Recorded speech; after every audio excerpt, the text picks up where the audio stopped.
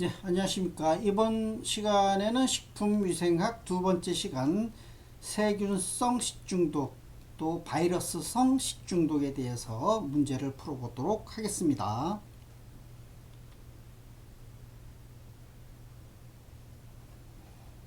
1번 세균성 식중독을 예방하는 방법과 가장 거리가 먼 것은 이랬어요. 우리가 세균성 식중독을 예방을 하는 원칙으로는 뭐 감염형이나 독소형 이런 차이가 좀 있긴 하지만 공통적으로는 우리가 조리장의 청결을 유지를 해야 되고요.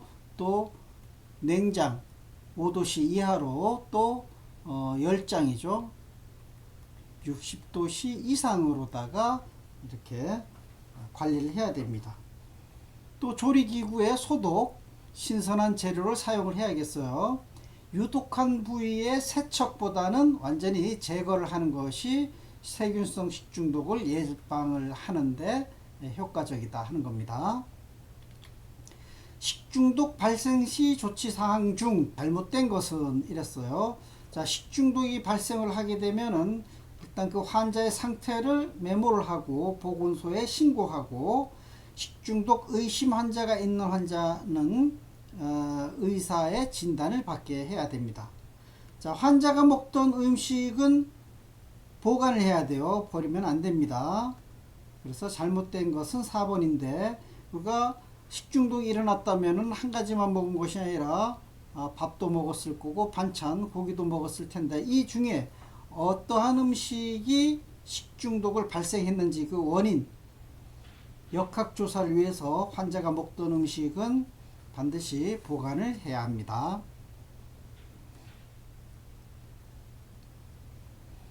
식중독 발생 현황에서 발생 빈도가 높은 우리나라에서 3대 식중독 원인 세균이 아닌 것은 우리나라는 살모넬라, 포도상교균, 장염 비브리오균, 자 이런 균들 식중독이 많이 일어나죠. 그런데 여기서 바실러스 세레우스 이것은 좀 드물게 일어나는 이런 균입니다.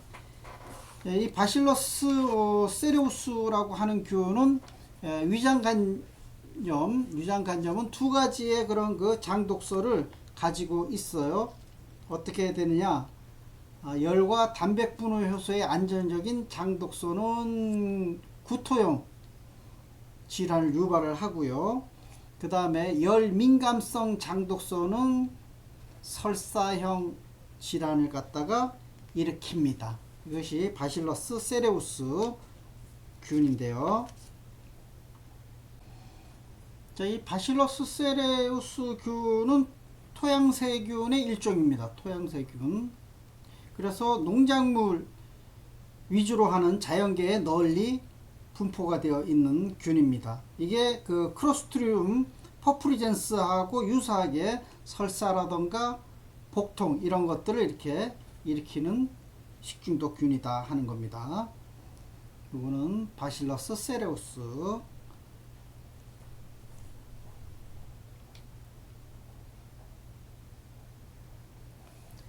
자, 세균성 식중독 증가 원인이 아닌 것은 자, 식품의 수출입 자유화로 전파 속도가 증가했고요. 면역 기능이 저하된 만성 질환자 또는 노인 인구가 증가하니까 세균성 식중독이 증가했다는 거죠. 또 집단 급식의 냉장이나 냉동식품의 이용이 증가하니까요. 환경 오염과 공업화 이것은 세균성 식중독이 아니라 화학성 식중독의 증가 원인이 되겠습니다. 그래서 답은 4번이 되겠습니다. 세균성 식중독의 특징으로 가장 맞는 것은 있어요. 우리가 세균성 식중독이라고 하는 것은 먼저 밑에 해설을 보게 되면은 경구 간염병과 비교를 했을 때에 2차 발효가 거의 없다. 또 잠복기가 짧다. 잠복기 길다 했으니까 아니고요. 그 다음 대량의 균에 의해 갖고 소량으로 먹었다. 이것도 아니고요. 빈번하다 아니죠. 그래서 답은 3번이 되는데 세균성 식중독이라고 하는 것은 2차 감염이 거의 없고요. 잠복기가 굉장히 짧고 또 대량으로 한 마리가 아니라 10마리, 20마리 이렇게 대량으로 있을 때 발병을 한다 하는 겁니다. 육류에 주로 기생하는 0157은 다음 어느 세균에 속하는가 하는 겁니다. 0157이라고 하는 균은 대장균을 얘기하는 거죠. 대장균. 요거는 장관 그 출혈성 대장균 이코일이라고 하는데요. 요거가 0157 중에 H7 요거 혈청형이 요게 이제 가장 독성이 강한 걸로 알려져 있습니다. 0157은 병원성 대장균이다. 장관 출혈성 대장균이다 하는 겁니다.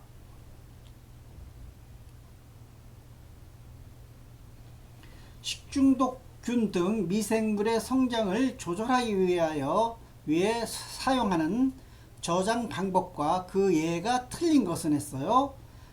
자, 산소 제거, 그죠? 진공 상태로 포장한 햄, 맞죠? 산소 제거를 해갖고서는 산소 제거하게 되면은 어때요? 뭐 호기성균 이런 거는 살 수 없을 거 아닙니까? 그죠?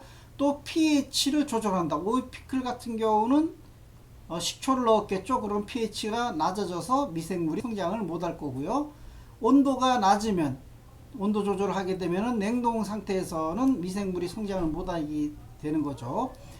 수분 활성도 저하, 요것은 아니죠. 상안에 보관한 우유다. 요거는 아닙니다. 수분 활성도가 낮게 되면은 당연히 미생물의 번식이 낮죠. 그런데 상온에 보관한 우유는 어때요? 쉽게 변질이 되겠죠. 이거는 그래서 요거는 아닙니다.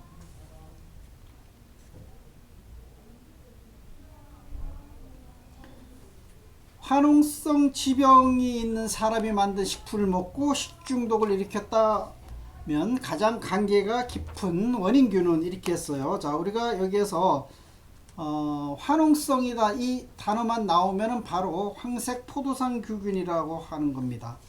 황색 포도상규균 바로 이제 찍어야 돼요. 우리가 화농성 나오면은 바로 황색 포도상규균이다. 이 황색 포도상규균은 어때요? 이건 독소형 식중독이죠. 독소를 생성하는데 어떤 독소를요? 엔테로톡신이라고 하는 독소를 갖다가 생성을 한다 하는 겁니다. 자, 이 황색 포도상규균, 이 포도상규균을 한번 보면 요건 이제 굉장히 많이 나와요. 위생학적으로 이제 중요하기 때문인데요. 요것은 그람 양성 통성 혐기성균입니다. 통성 혐기성균이에요. 그리고 부균이기 때문에 아포하고 편모가 없죠. 이렇게 포도소이 모양으로 이렇게 자라고 있는데요. 7.5%의 NaCl 요 농도에서 여기에서 함유한 이 배지에서 잘 자랍니다. 그래서 이 사람의 피부에 화농성 질환을 일으키는 원인균으로 자연에 많이 이렇게 분포되어 있는데요. 이 황색 포도상규균이라고 하는 것은 황색 색소를 생산을 하기 때문에 그렇습니다. 다음 중 독소형 식중독이 원인균은 독소형 식중독 우리가 얘기했죠. 독소형 하면은 바로 보툴리누스균하고 포도상규균, 황색 포도상규균 이렇게 보시면 되겠습니다. 나머지들은 감염형 식중독균이 되겠습니다.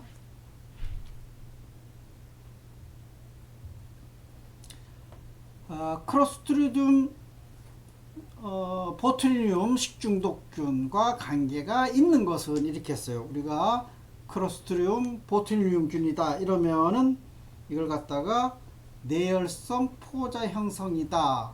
이게 관계가 있다는 거죠.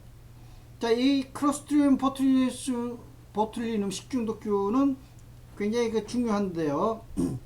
이제 사망률이 굉장히 높은 편입니다.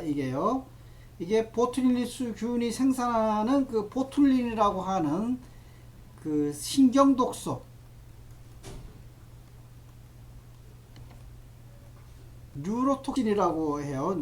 이것을 식품과 함께 섭취를 하게 되면 발병을 하게 되는데 이 크로스트리디움 보툴리누스균은 양성이고요. 편성 현기성균입니다. 이게. 자, 이 편성 현기성균이라고 하는 것은 공기를 엄청 싫어하는 그런 그 균이죠. 내열성 그런 그 아포를 갖다가 형성을 해요. 내열성 아포를 형성한다. 그래서 이 보툴리누스균의 아포는 내열성이 있어 갖고 100도씨에서 6시간 가열을 해야만 사용을 한다 하는 겁니다. 이게. 그런데 그 내열성 포자를 이제 가지고 있다 하는 겁니다. 해설을 보게 되면 어디에 많이 있죠? 여기 보면 통조림 식품에 있죠. 완전히 가열하지 않은 통조림 식품에서 통조림 안은 어때요? 현기적 조건이죠. 거기에서 발화해 갖고서는 독소를 생산하는데 뉴로톡신을, 그것이 신경독이다. 신경독.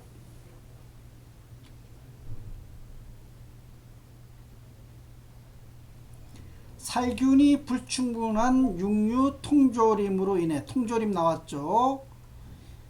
식중독이 발생했을 경우 가장 관련이 깊은 식중독균. 자, 요거는 보툴리누스균이죠. 보툴리누스균은 통조림, 소세지나 햄, 원인식품으로는 소세지나 햄, 뭐 병조림, 통조림 이런 것들이 있습니다. 특히 여기에서 통조림 하면은 무조건 보툴리누스균이다 이렇게 보시면 되겠습니다.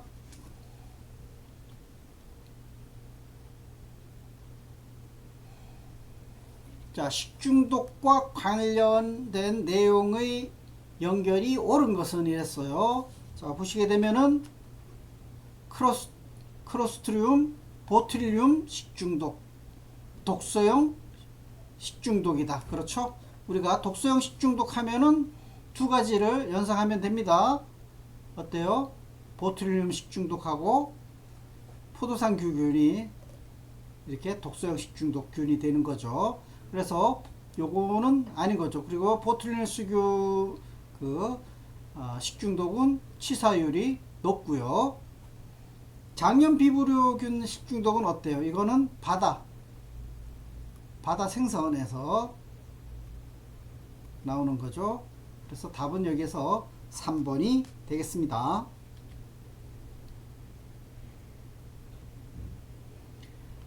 노로바이러스 식중독의 일반 증상으로 틀린 것을 이렇게 했습니다. 보시면은 잠복기가 24에서 28시간 정도 된다. 노로바이러스는요. 그리고 지속시간이 7일 이상이 아니라 여기에서 보면은 1일에서 한 2일 정도 되고 있습니다. 노로바이러스는. 자, 주요 증상은 설사, 탈수, 복통, 구토. 발병률은 40에서 한 70% 발병을 하는데, 노로바이러스는 이건 적은 양의 개체로도 발생이 가능합니다. 이 노로바이러스는 일반적으로 치료법이나 백신이 없고요. 이것은 이제 처음에 식중독 환자의 분변에서 분리가 됐는데요. 이 특징을 한번 보게 되면은 이 노로바이러스에 걸리게 되면 급성 위장 간염이 일으킵니다. 생존력이 강해요. 이 노로바이러스는 생존력이 강한데, 보통 11월에서 한 4월 이럴 때 발생을 합니다. 보통 우리가 여름철에 식중독이 많이 발생하는데, 얘는 그러지 않고 11월, 4월 추울 때 발생을 하게 되는 거죠. 영하 20도씨에서도 살아남는다고 그래요. 영하.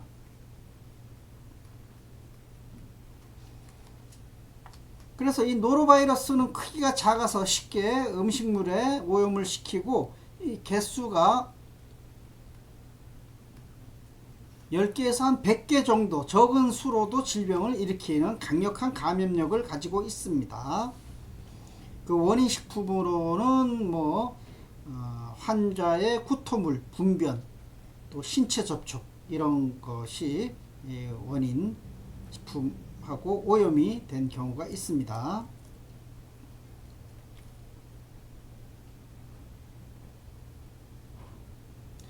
노로바이러스에 대한 설명 중 설명으로 틀린 것은 있는데요. 이중 나선 좀 어려운 얘기죠. 나선 구조 RNA 바이러스이다. 일단 요거 답이 아니고, 요거는 이중 나선 구조로 되어 있는 무슨 아주 그 복잡한 코로나 바이러스 같은 겁니다. 이거는 아니고요. 노로바이러스는 사람에게 급성 장염 요거 일으킨다 그랬죠. 이게 급성 위장 관염을 일으키는 거 요게 있고요. 그러니까 우리가 지금까지 뭐 식중독을 쭉 봐왔지만은 굉장히 서로 일치되게 외워야 될 것이 많은데 다 외울 수는 없고 그 딱 핵심 단어만 외우면 되겠어. 노로바이러스 하면은 그 증상이 급성 장염이구나. 요거를 이제 알아두시면은 좋죠. 오염 음식물을 섭취하거나 감염자와 접촉하면은 전염이 되는 거죠.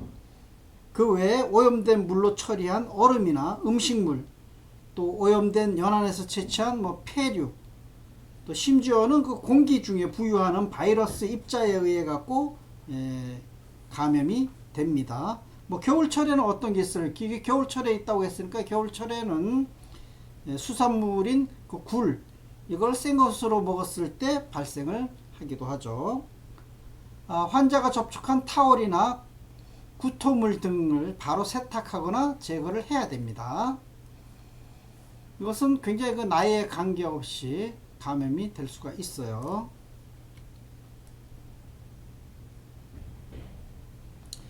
대장균 0157이 내는 독성 물질은 뭐냐? 이것은 베로톡신이 되겠습니다. 대장균 0157이 내는 독성 물질은 베로톡신이다.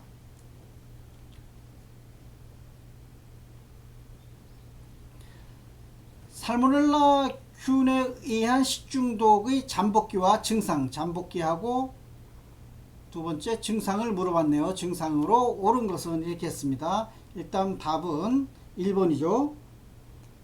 오염식품 섭취 10에서 24시간 후에 발열이 일어난다. 이 발열이 이제 일어난다. 살모넬라 균 식중독 하면은 일단 우리는 발열에 체크를 하시면 되겠습니다.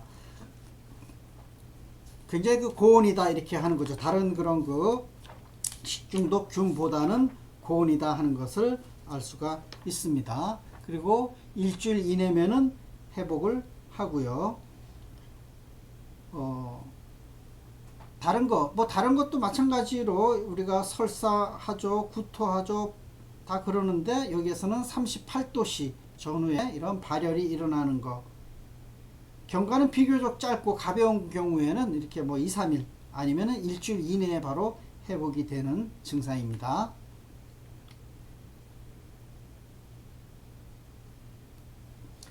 식품에 세균이 오염되어 증식 시 이들이 생성한 유독물질에 의해서 발생되는 생리적 이상현상은 뭐나?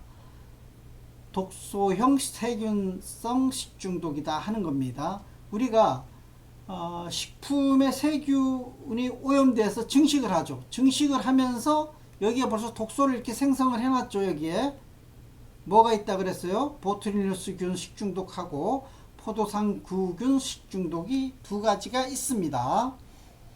독소형 세균성 식중독.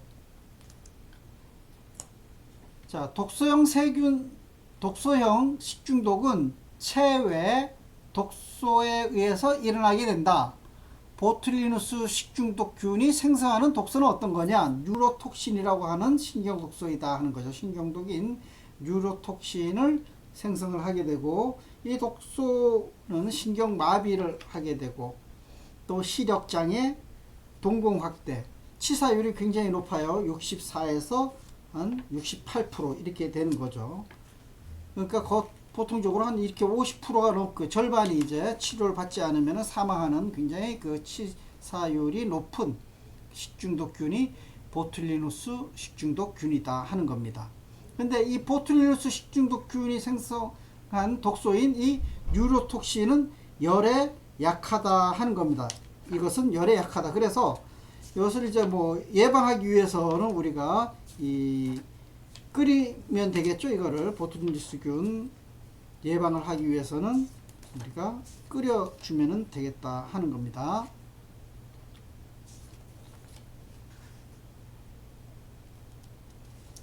다음 중 치명률이 가장 높은 것은 보툴리누스 균에 의한 식중독균이다 하는 겁니다.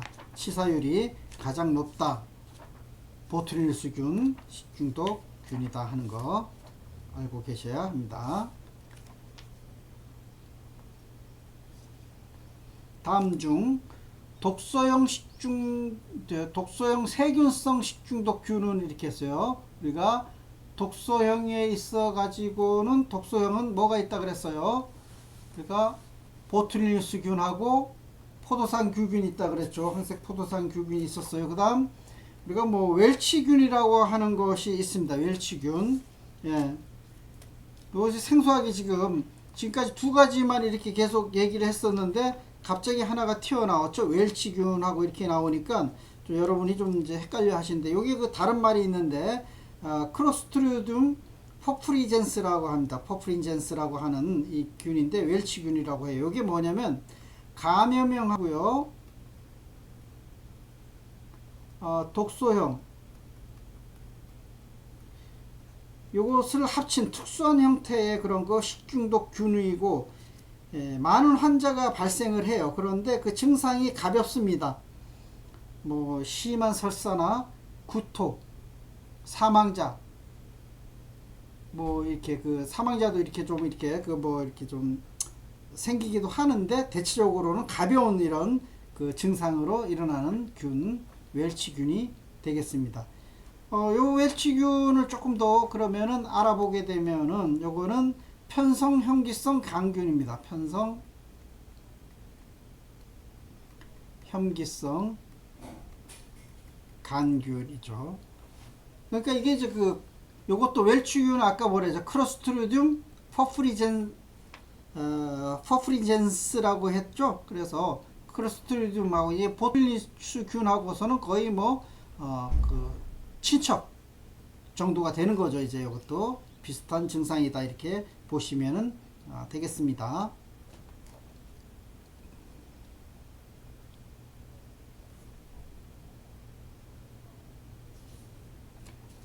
아래에서 설명하는 식중독 원인균은 했어요. 이거 볼까요? 한번 미호기성 세균이다. 발효온도는 30에서 40도 정도이다.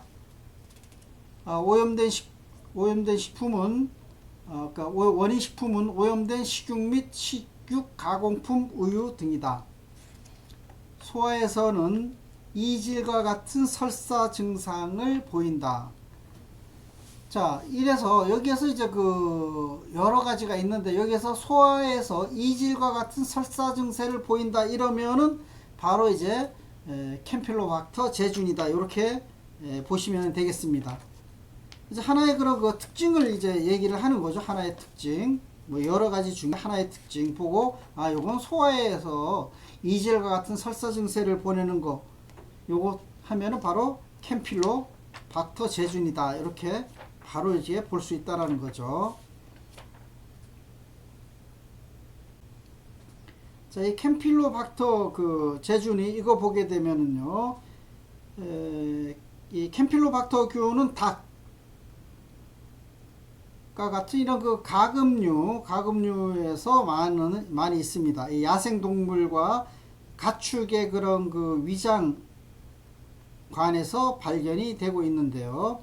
그러니까 요거는 뭐 이 초복이나 중복 또는 이 말복의 삼계탕 조리할 때에 주의를 해야 됩니다.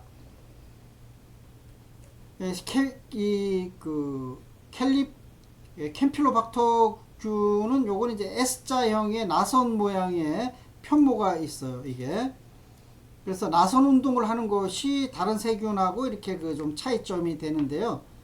미호기성 세균입니다. 미호기성 세균이라고 하는 것은 산소가 전혀 없는 그런 혐기적인 조건 하에서 발효하지 않고 또 아니면 산소가 충분한 대기에서 놓아두게 되면 서서히 균이 사멸을 합니다. 그러니까 산소가 아주 조금 이렇게 있어야지 자라는 아주 예민한 그런 균이죠. 그 특징을 보게 되면은 이 보통적으로는 뭐 살모넬라나 장염 비브리오균 이런 것들은 25도씨에서 이렇게 실온에서 그 증식하는데, 이것은 좀 그 온도가 높아요. 30에서 46도씨 정도에서 발효를 하게 되는 겁니다. 그 특징이에요. 원익식품으로는 식육 및 식육 가공품이라든가 우유, 뭐 이런 그런 그 닭고기 이런 것이 이제 되겠고, 특히 이제 그 증상을 보게 되면은 설사, 복통, 구토, 두통 뭐 이런 것들이 이렇게 오긴 하는데, 이 어른보다는 이 소아에서 이질과 같은 설사 증상을 보인다. 뭐 사망하는 예는 이제 드물고요. 1, 2주 정도면은 회복을 합니다. 캠필로박터 제준이 이질과 같은 설사 증세를 보인다. 이렇게 알아두시면 되겠습니다. 다음 중 살모넬라 균에 의한 식중독과 가장 거리가 먼 것은, 자, 살모넬라 균의 이제 그 식중독의 증상은 설사, 아까 발열이라 그랬죠. 발열. 그리고 심한 그런 그 복통이 일어나게 되는 겁니다. 다른 그런 식중독균하고 거의 뭐 비슷하죠.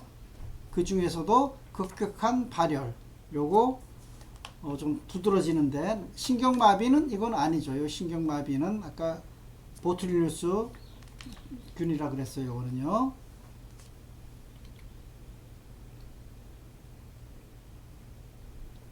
주로 냉동된 육류 등 저온에서 생존력이 강하고, 또 계속 읽으면요, 수막염이나 임산부의 자궁 내 폐혈증 등을 일으키는 식중독균은 이렇게 했습니다. 자, 어떤 균이 있나요? 리스테리아 균이다 하는 거죠. 우리가 그 리스테리아 균이라고 하는 거는, 리스테리아 균은 그람 양성 통성 형질성 균입니다. 여기 통성 형질성 균이고요. 1에서 한 그 45도씨 범위에서 성장이 가능한 균인데, 이 4도씨의 저온에서도 자란다 그래요. 그러니까 왜 저온성 세균이죠? 요거는 저온성 세균입니다. 그러니까 여기에서 저온. 그쵸? 이게 이제 그 미국에서 아이스크림을 먹고 환자 5명 중에 3명이 사망을 했어요. 그러니까 이게 그 아이스크림을 먹고서는 이렇게 사망을 했다는 거죠. 그러니까 저온에서 저온균이라는 거죠. 이 리스테리아 균은 저온에서 생존력이 강하다 하는 겁니다. 그래, 저온의 냉장고에서도 이게 생존을 할 수 있다.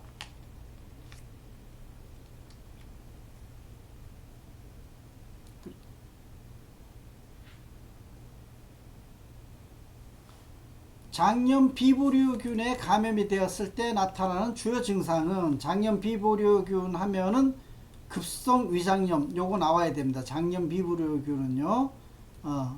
그래서 이 급성 위장염은 이 소화기관에 급성으로 염증이 생긴다든가 복통이라든가 설사 이런 거, 식욕부진 이런 거 생기는 것이 급성 위장염입니다. 장염 비브리오균은 바로 급성 위장염 나타난다.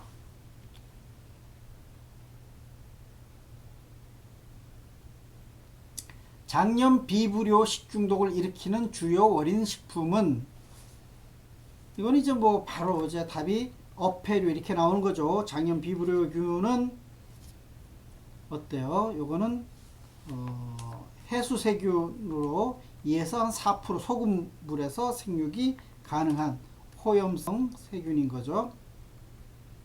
여름철 해수 온도가 높아질수록 급격히 증식하는 그런 균이 되겠습니다.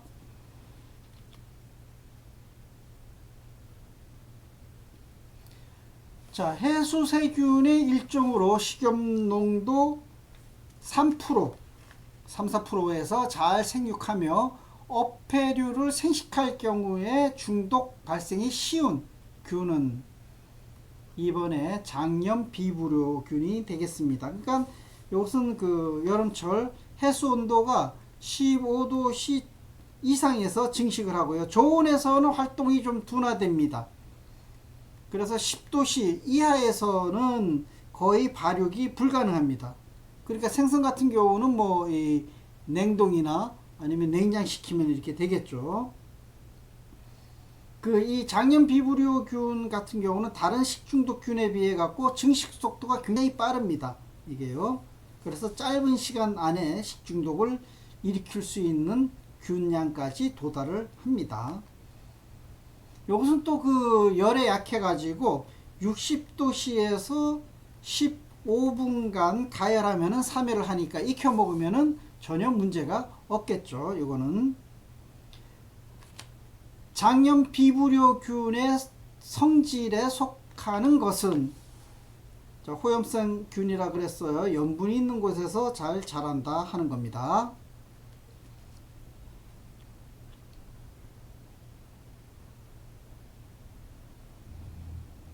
쥐나 곤충류에 의해서 발생될 수 있는 식중독균은 어떤 것이 있을까요? 여기서 이렇게 답은 살모넬라 식중독균이 있는 거죠. 살모넬라균이라고 하는 것은 이것은 이제 6월, 보통 9월, 이럴 때 이제 많이 발생하는 식중독균인데 이것이 퇴지 콜레라의 원인균에서 처음 분리를 해놨습니다. 이 균은 보통적으로 한 62에서 65도씨 이 저온이죠. 여기에서 한 30분 정도 가열을 하면은 사멸을 합니다. 근데 건조한다던가 건조한 환경에서 이 저항성이 강하죠. 이 원인식품으로 보게 되면은 뭐 어떤 그 메추리알이나 달걀 이런 가금류의 알에서 이렇게 분변에 이렇게 그 균이 있거든요. 이런 균이 있는데 그래서 날계란 같은 경우 이렇게 입에 떼고 쪽 빨아 먹으면은 살모넬라 식중독에 걸릴 수 있습니다. 좀 위험하죠.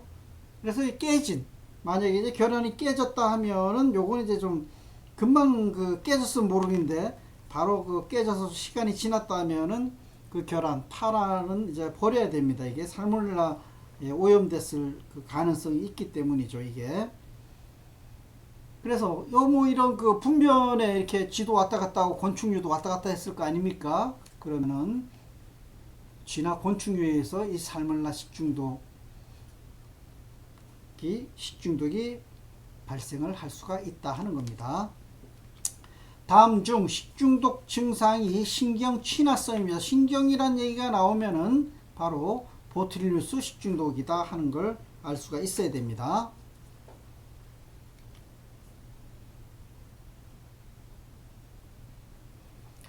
다음 세균성 식중독 중 잠복기가 가장 짧은 것은 잠복기가 가장 짧은 것은 포도상규균 식중독이다 하는 거죠. 어떻게 해요? 한 3시간의 잠복기가 있는 겁니다. 포도상규균은 잠복기가 가장 짧다.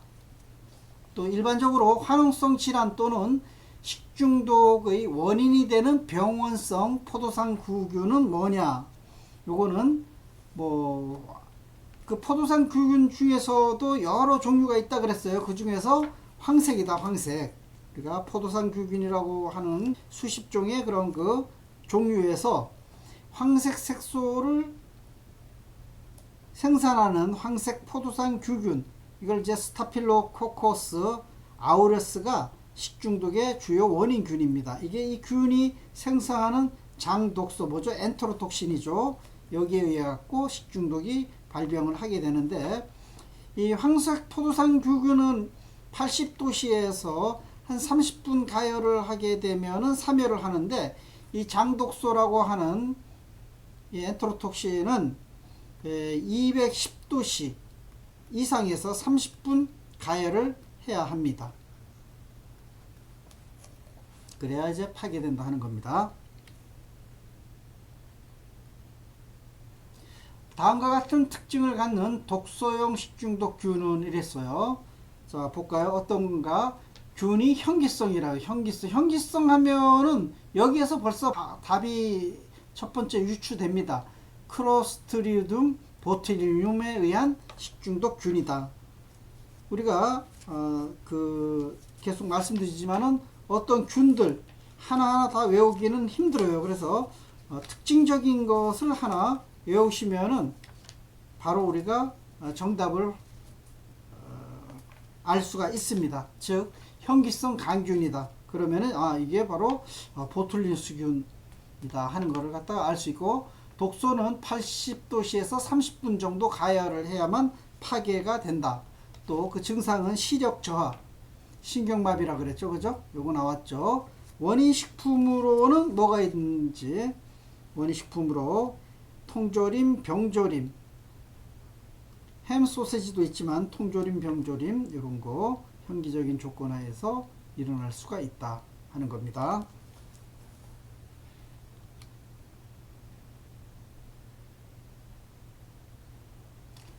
병원성 대장균 식중독의 가장 적당한 예방책은 이렇게 했어요. 자, 병원성 식중독. 이것은 그 병원성 대장균, 이 대장균이라고 하는 거, 이 대장균은 어디 있어야 돼요? 사람이나 동물의 대장에 있어야 되는데, 이것이 이제 식품과 오염이 됐다면은 건강보균자나 환자의 그런 그 분변 오염을 방지를 해야겠죠.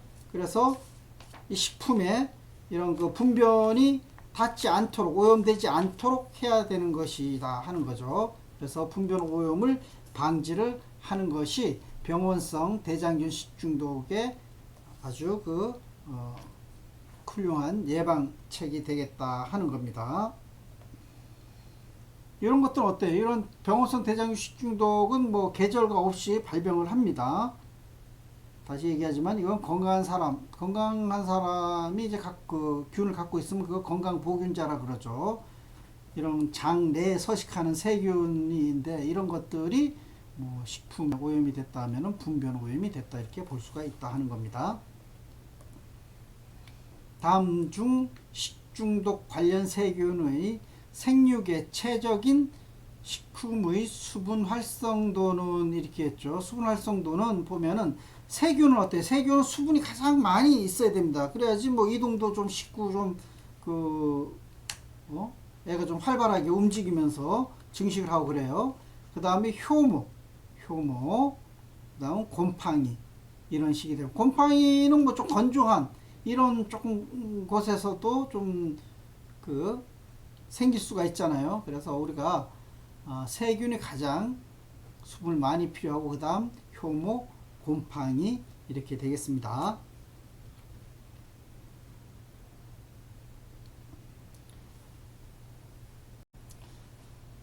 자, 알레르기성 식중독의 주요 원인 식품은 이렇게 했어요. 요것은 답이 꽁치인데요. 이게 프로테우스 모르가니에 의한 식중독은 그 부패 산물의 하나인 이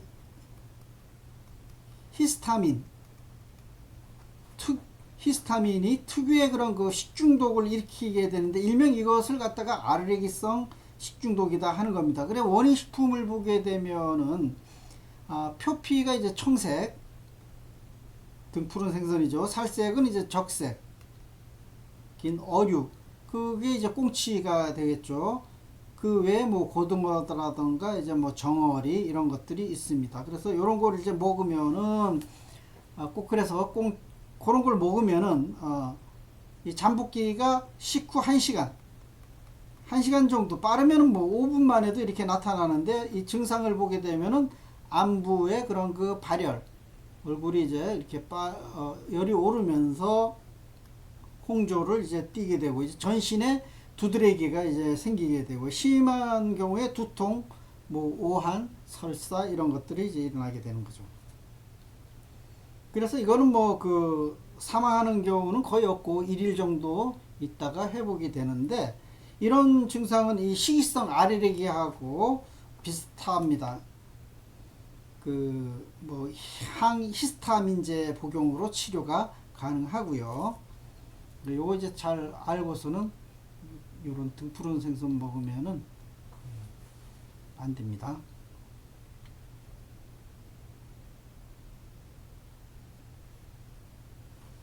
자, 이상으로 세균성 식중독하고 바이러스성 식중독에 대해서 문제를 모두 풀어보았습니다.